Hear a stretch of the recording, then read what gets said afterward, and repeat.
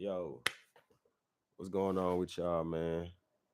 Uh, got a few things we want to cover today. Want to get into what happened on this Tuesday morning, right? We got James Harden being traded to the Clippers, finally getting his wish, right?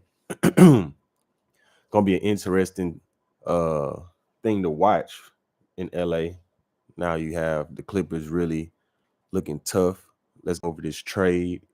James Harden, PJ Tucker, and Putra I know I butchered his name. Uh, are on the way to the Clippers in exchange for we got Marcus Morris, Nicholas Batum, KJ Martin, and Robert Covington, a first round draft pick, I believe in 2028, two second round draft picks, maybe in 2028, and a 2029, I believe, first round pick swap. Okay. So what does that actually mean, right? Now you have James Harden, Kawhi Leonard, um, Russell Westbrook, Paul George. They're stacked on paper. It's going to be interesting to see how they are going to run their offense, what the lineup staggering would look like between all these. These guys are all good, but were great with the ball in their hands. Only guy that really moves well without the ball at this stage of his career is probably you probably get Paul George maybe doing a back screen or a little dive, but Kawhi doesn't do any too many cuts like he used to. He's not diving to the basket. He's kind of probing around the middle of the court, and James is definitely not doing too much cutting, right? So I think the best bet is if you want everybody to be effective, you're going to have to let Russell Westbrook continue to run the offense. He's been doing a good job, and let these other guys, be able to find their offense on the wing, isolations, down screens, uh, running down the baseline, coming up from a pin down screen, and yeah, see what happens. But they're going to be expected to be in contention, or like what is really going on, right? PJ Tucker, the PJ Tucker caboose is still tied to the James Harden train. Um, yeah, congratulations for PJ getting out of Philly, because I think that they're going to be a dumpster fire here real soon. Um, Tyrese Maxey, Embiid, all those guys, good guys, whatever, but they're not on the same level with Boston and Milwaukee. So, but anyways, that's the updates here today. James Harden traded to the Clippers. That's a big deal. Uh, Changed the landscape in the West. I think the Clippers were considered a contender, but now they're definitely a contender. Um, they managed to keep Zubac, Norman Powell. Uh, they still got some good core guys that gave away, Marcus Morris, Robert Covington, guys that play minutes, but yeah, they're replaceable. And the only young guy that they had to give up was KJ Martin, who, as of right now is just, you know, a dunk man. He's a smart player, but yeah, he doesn't really have his role really etched out yet. His potential hasn't been fulfilled yet. So, man, that's crazy, James Harden. All right. And what else? What else am I thinking? Um, Honestly, I don't know if you guys been keeping up with those Lakers, but I think the Clippers can actually take over LA this year. That's what I'm thinking. You know, why not? Why not? Um, if at the end of the day,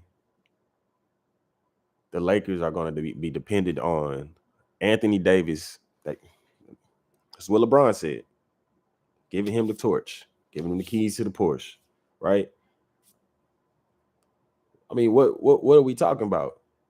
AD hasn't shown us at the end of the start of this year that he's ready for that.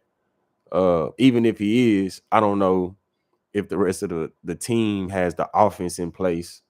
Ham is a great coach, but he's not very creative on offense, and they just depend on guys to just basically get to their spots and score. Yeah, that's old school basketball, right? Old basketball. The Clippers, on the other hand, their offensive weapons that they depend on actually still bring it, on defense at any position. Not saying LeBron and AD are slouches on defense, but LeBron's not bringing it all season. So, and respectively, he shouldn't have to. AD hasn't brought it yet. He was a monster last year on defense, not this year.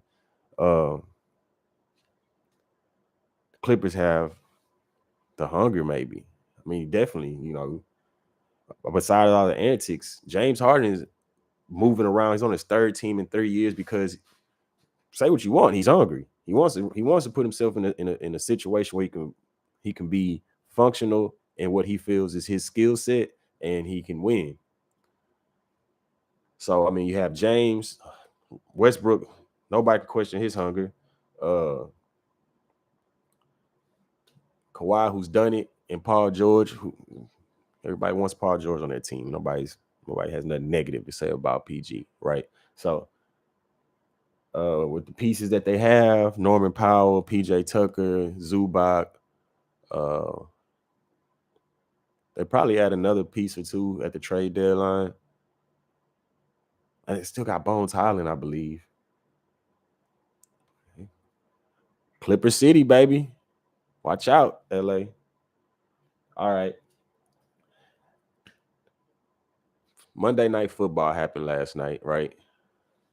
And I mean, the Raiders were abysmal. They were horrible. Sucked. It's trash, bro. Trash.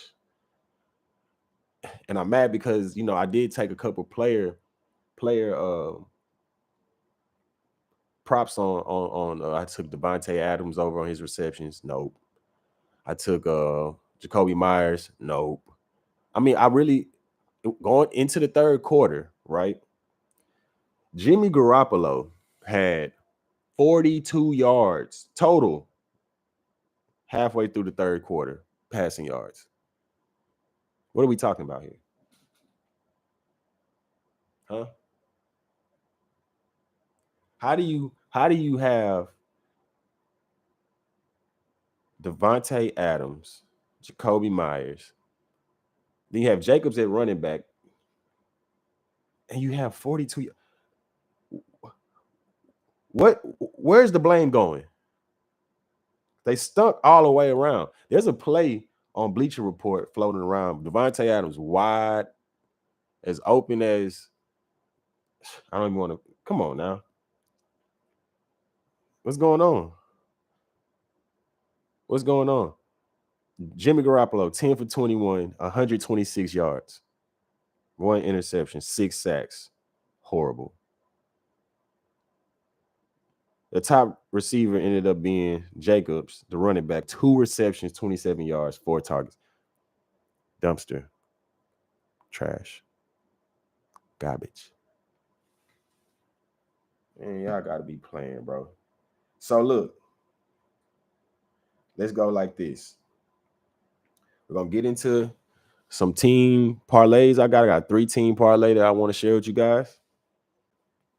And for this Tuesday night, and I have I want to say a 6-player prop. I believe it's gonna be pretty good. Let's go get right into that and make some money, free money. I don't know if you followed any of my bets last night. We ended up cashing out on about $100 out of a $5 bet. We also got a 2-player bet that we ended up cashing out on. Took Malcolm Brogdon, points, rebounds, and assists over 23.5, and Jaden McDaniels over 2.5 rebounds. Happy about that. Yeah, man. Well, I mean, come on.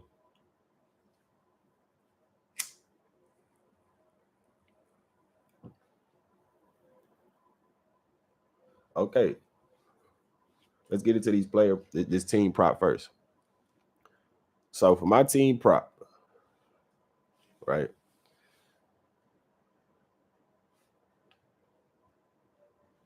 I think it's something that's gonna be able to work for you guys. It's not many games tonight. I believe it's only 2 or 3 games tonight. 3-leg parlay. Here we go. Orlando Magic money line. They're going against the LA Clippers. Clippers just made the trade with James Harden. Of course, he still got the same guys: Russell Westbrook, Kawhi Leonard, Paul George, Ibaka, uh, Zubac, I mean, and Norman Powell. But I just think it's going to be, people won't be focused on the LA side. Look for Orlando Magic to steal one. Okay, Phoenix Suns point spread. They got them going. They got to win by 7. I'm gonna take that against the San Antonio Spurs. Spurs just played the Clippers. Although the Spurs have looked good, they haven't played anybody until they played the Clippers. Clippers rolled them. Yeah. So Phoenix Suns against the Spurs tonight. Look for the Phoenix Suns without Bradley Beal and Devin Booker to roll them. And then lastly, we're gonna take Cleveland Cavaliers money line. Donovan Mitchell plays, then I feel good about that. Donovan Mitchell should be healthy. New York Knicks will bring it, but yeah, we're gonna go with that.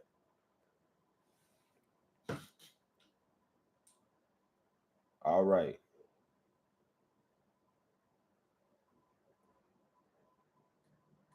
And for my player props, I have a 3-player prop for you. Let's get into it. All right. I am going with Victor Wembanyama over 17 and a half points and assists. They're going against Phoenix. Phoenix has been solid. Uh, they have Josh Okogie on defense. They have Eric Gordon, who's stout. KD is pretty good on defense. And Nurkic is really good on defense. He didn't do too well against the Clippers, who were stout as well, but I look for him to bounce back tonight. He passes the ball. He's going to get some threes up. Going over for 17 and a half, Victor Wembanyama. We're going to go over 2.5 assists for RJ Barrett. He loves playing against Cleveland, but he'll have the ball in his hand a lot, but I think he'll come off 2.5 assists. And Jeremy Sohan over 5.5 rebounds. Jeremy Sohan is solid. He's a stat sheet stuffer. Those are my 3-player picks. Make sure you use my link in my bio on my Instagram, YouTube, and Twitter. Prize Picks will match you $100 on a $100 deposit. Right. Okay. One thing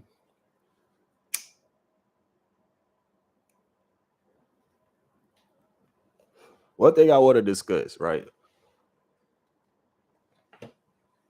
One thing I want to discuss. These Houston Rockets are not the Houston Rockets that we thought we were getting to start the year. It's a fact. Not the whole team, just the record. Just the record, right? I don't understand what we're doing on offense just yet. Which is okay because Udoka has to find out what's going to work for him. He has to find out who he can lean on. He has to find out everybody's strong points with his basketball philosophy. Udoka is not an offensive coach, but at the same time, he knows what to do. He came up in the Greg Popovich system. He knows fundamentals. He knows how to put players in positions, and he knows mindset. He knows that a player has to understand what their job is and then go perform. It's very simple for a player to get. So it's not time to panic, but it is the facts. It is what we have here. They haven't been able to win. Didn't expect them to start over, right? I think the worst disappointment it has been Jabari Smith Jr. I expected him to come in this year and stake his claim as one of the candidates for most improved player. And things could still go that way for him. It just hasn't started that way. He killed guys in the summer league. Preseason, he looked really good, real fluid, and he just hasn't looked comfortable to start this season. And man, Victor Wembanyama did a number on him, But Jabari will be back. He's the locksmith. He's a confident kid. We'll see what he has for this year. Jalen Green, I feel like he hasn't improved and he hasn't gotten worse. He's just figuring out where his spots are with his new teammates as well. So we'll let Jalen continue to do it. Jalen's just in his third year. I mean, dude's averaged 20 points by his second year. We're going to still wait on Jalen. We're not a contended team, so we still have time, right? The best thing that we have right now is Fred VanVleet. God bless him. But when you're paid $40 million, this is what we expect from you, Freddie. Right? And I'm glad that he's doing it. He's getting paid to lead. He's doing that clearly. I love what he's done since he's been with the team. I've loved that he's had some moments where he's hopped off the screen. Back to Victor Wembanyama. Hey, you saw him flex on him. I don't know if y'all saw that. He had a play where he drove it in on somebody. Then Victor came on the weak side defense, tried to block him. Fred double clutch. Yeah, put it up. Flex. Watch out, Vic. Watch out, boy. Big dog. That's what I want to see. Dillon Brooks. I like Dillon Brooks so far. He hasn't did anything crazy. He's over there doing what he's supposed to do. And I think once we start winning, we're gonna love Dillon. Let the media play with Dillon. Dillon plays with the media. But a lot of people respect him. A lot of people don't.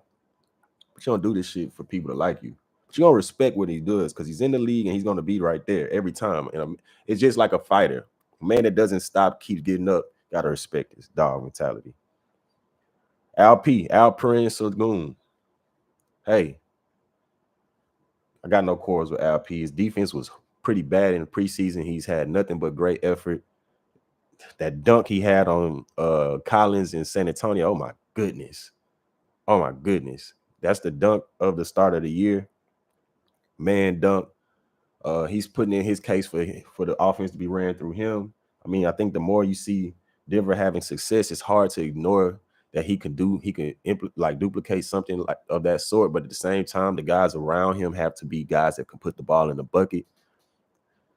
Denver has Aaron Gordon, Michael Porter Jr., KCP, Jamal Murray. Come on.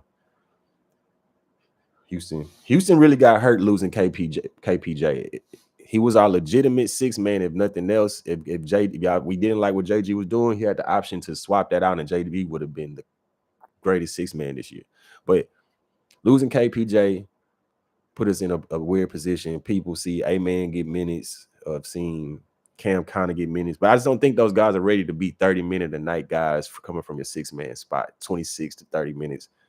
They'll be able to get some points at times, but you're going to give up a lot on D. People say, hey, man, is a good defender, and he is, but he's more so a good one-on-one defender. He's not in the team concept of defense yet. His brother's going crazy in Detroit. It's crazy. Should take Ausar Thomas over whatever his points, rebounds, and assists are. Just saying. Trust me. So that's the Rockets right now. Right? We should have won in Orlando. San Antonio smacked us. We're going to do something about that. We're going to see them 4 times. We're going to see Jabari Smith Jr. is going to see Victor Wembanyama 4 times a year for the foreseeable future.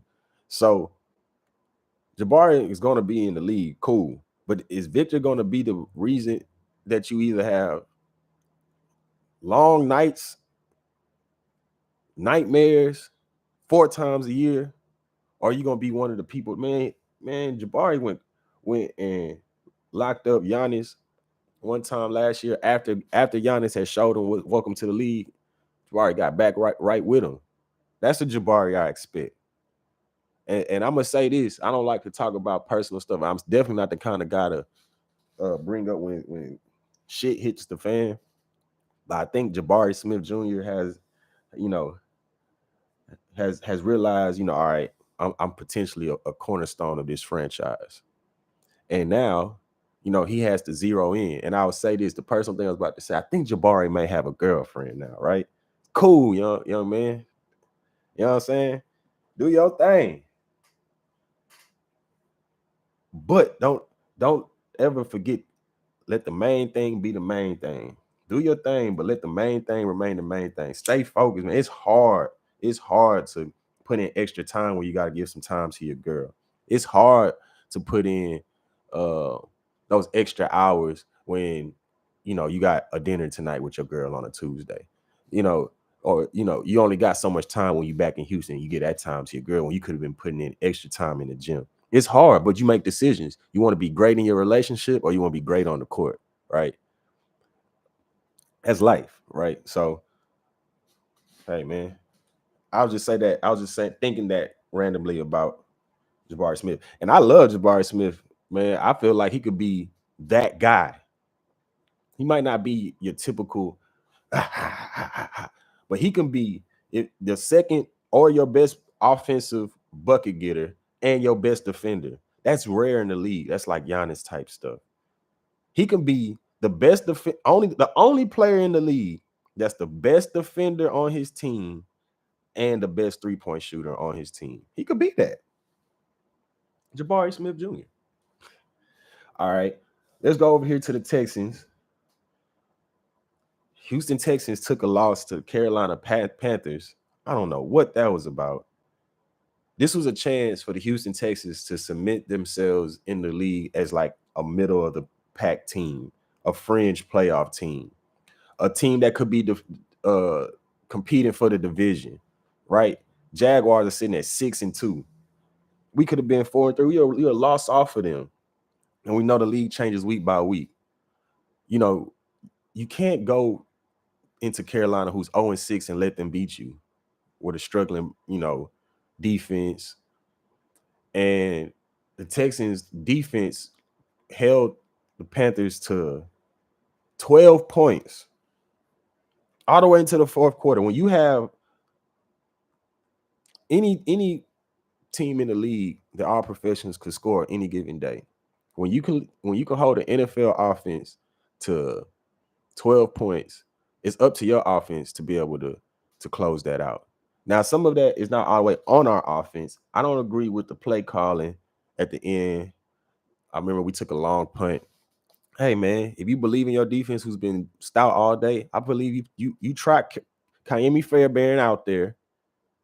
He's a more than adequate kicker, above average, and you let him try to kick a 57-yarder, 58-yarder. Fuck it, 59-yarder. Who cares? We're up and we're trying to add more points on a team that we believe is not going to go down there and score another touchdown. So if they score another field goal, we'll still be winning. It'll be 16-15. Same thing that happened in Atlanta.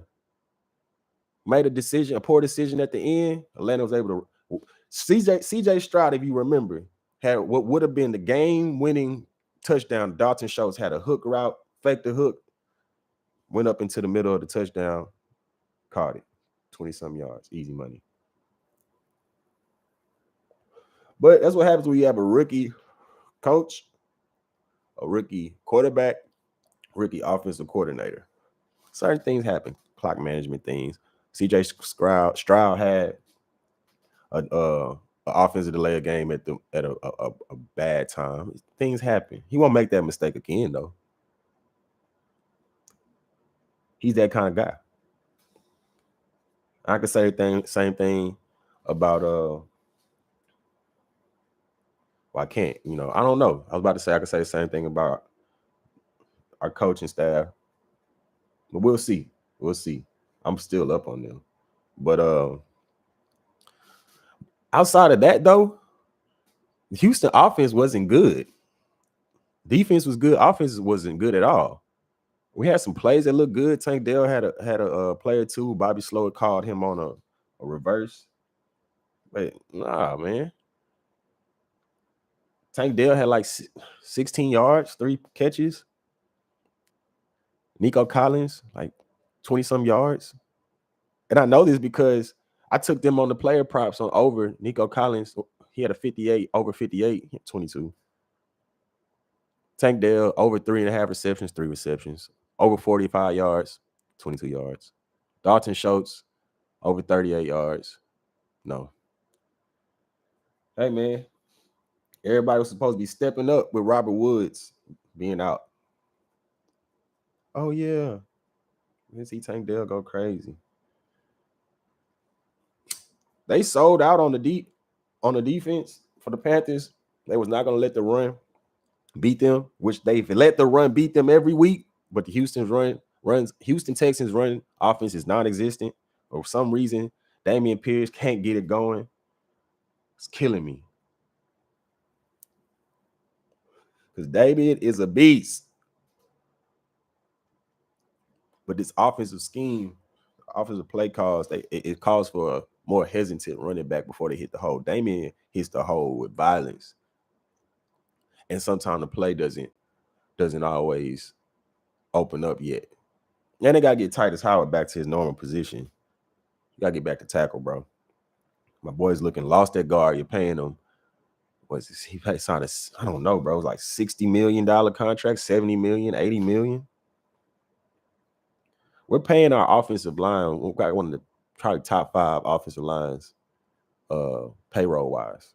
Shaq Mason, money. Laremy Tunsil, highest paid lineman, offensive lineman. Titus Howard, brand new deal, $15 million per at least a year. But the Texans still look like a playoff team, believe it or not. That's why I feel like they need to make a move. Maybe get Chase Young, get one of these ends and defensive ends in here. Make a move for a receiver, maybe. Go look at Cortland Sutton, something like that, man. But even Devontae Adams, after that last game, he wants out of there, bro. Welcome to Houston. We'll take you. Oh, Devontae Adams only has whatever. What? 2 years left, 3 years left. So we'll take him this year. But yeah, man. That's us going over these Houston sports. It's your boy, Lenny333, Big Stage Sports. We're out.